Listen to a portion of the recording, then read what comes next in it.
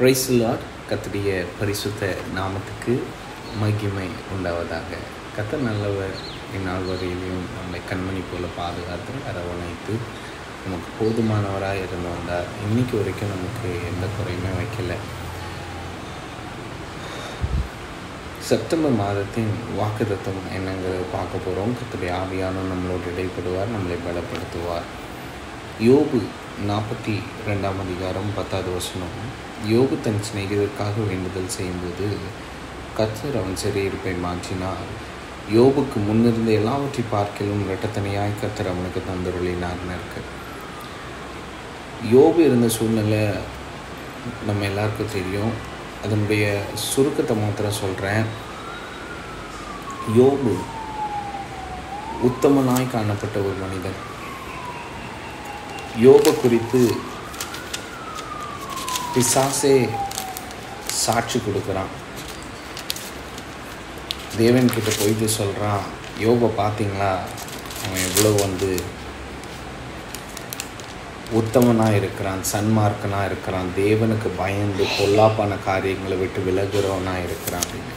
இன்றைக்கி இந்த வீடியோ பார்த்துக்கிட்டு இருக்கிற அநேக பேர் தேவனுக்கு பயந்து பொல்லாங்கான காரியங்களை விட்டு உத்தமனாக இருக்கிறீங்களா?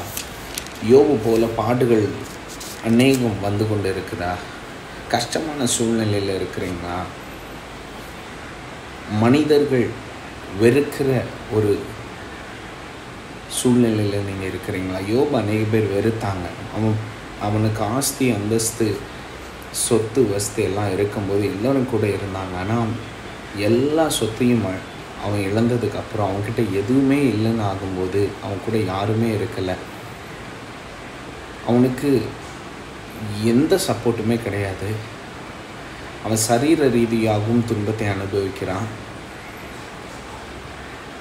உடம்பு ஃபுல்லாக அவனுக்கு பொக்கழம் வந்துடுச்சு. அப்படிப்பட்ட சூழ்நிலையில் இருக்கும்போது கூட அவன் ஆண்டவருக்கு எதிராக எந்த காரியமும் சொல்லாதபடி கவனமாக இருந்தான்.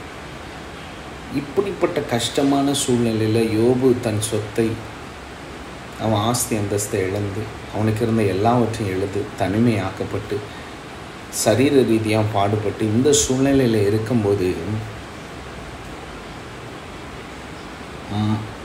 அவனை யோசிக்கிறதே கடினமான காரியம்னு இருக்கும்போது அவன் சிநேகிதன் நண்பர்களை குறித்து யோசிக்கிறான்.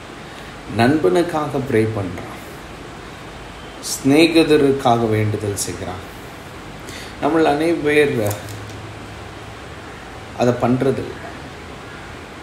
நம்ம கஷ்டப்படும் போது நம்ம சூழ்நிலை, நம்ம எப்படி இருக்கிறோம், நம்மளுடைய கஷ்டம் எப்படி இருக்குது, நம்மளுடைய பாடு எப்படி இருக்குது, நம்மளுடைய சஞ்சலம் எப்படி இருக்குது, இதுலேருந்து எப்படி வெளியே வரலாம், என்ன செய்யலாம், எது செய்யலான்னு பார்க்குறோம். நம்ம மற்றவங்களுக்காக ஜெபிக்கிறது, தேவனிடத்தில் மன்றாடுறது கிடையாது. அந்த இருதயமே வராது. Actually it is very hard to do. ஆனால் இங்கே யோபுக்கு அப்படிப்பட்ட இருதயம். ஏன்னா அவனுக்கு நல்லா தெரியும், தேவன் அந்த சூழ்நிலையை அவனுக்கு அனுமதித்திருக்கிறார். அவன் கண்டிப்பாக அதை விட்டு வெளியே வருவான், ஆசீர்வாதமாக இருப்பான். இன்றைக்கி நீங்கள் இதை பார்த்து கொண்டு இருக்கிற பிள்ளைங்க, நீங்கள் எந்த சூழ்நிலையில் இருந்தாலும் சரி, நீங்கள் தேவனுக்கு உண்மையாய் உத்தமமாய் கர்த்தருக்கு பயந்து ஜீவிக்கிற பிள்ளைங்களாக இருப்பீங்களா? நீங்கள் கண்டிப்பாக மறுபடியும் ஆசீர்வதிக்கப்படுவீங்க. இரட்டத்தனையான ஆசீர்வாதம் உண்டாகும். ஆனால் நீங்கள் என்ன செய்யணும்? இருதயத்தில் ஜெபிக்கணும். இருதயத்தை கர்த்தருக்கேராக எடுத்து இருதயத்தை ஊற்றி ஜெபிக்கணும். மற்றவர்களுக்காக ஜெபிக்கணும். உங்கள் சூழ்நிலையில் கண்டிப்பாக மாற்றுவார். நான் இப்படி இருக்கிறேன் அப்படி இருக்கிறேன்னு நீங்கள் புலம்பிக்கிட்டு இருக்கக்கூடாது. இந்த சூழ்நிலையிலும் கர்த்தர் எங்களுக்கு விடுதலை தருவார் அப்படின்னு சொல்லி நீங்களும் நம்பணும். மற்றவர்களுக்காக ஜெபிக்கும் போது என்ன ஆகுது? இரட்டத்தனையான ஆசீர்வாதம் உண்டாகும். அதனுடைய பலன் பயங்கரமாக இருக்கும். அந்த இரட்டத்தனையான ஆசீர்வாதங்கிற சொல்கிறதுக்கு பின்னாடி இருக்கிற பலன் பயங்கரமாக இருக்கும். ஸோ இன்றைக்கி இதை பார்த்து கொண்டு இருக்கிற பிள்ளைங்களா, I want to encourage you in Christ.